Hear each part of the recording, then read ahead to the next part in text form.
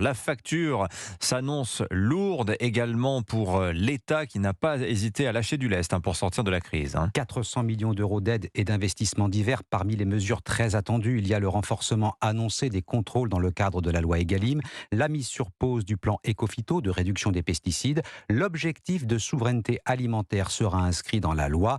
La souveraineté, il en a été question à Bruxelles en marge du sommet extraordinaire. Emmanuel Macron a défendu une vision européenne de l'agriculture. Cela suppose de tout revoir. Arthur Delaborde.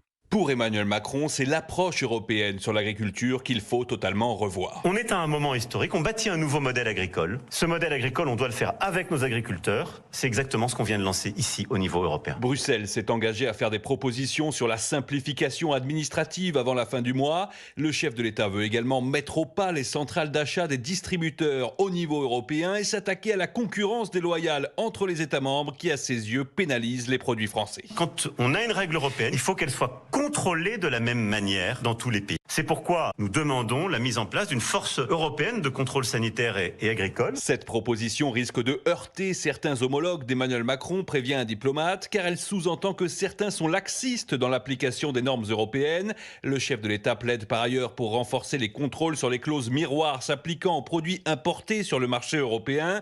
Il assume enfin un bras de fer, notamment avec l'Allemagne, en s'opposant au Mercosur, le traité de libre-échange avec l'Amérique latine. Arthur Delaborde du service politique d'Europe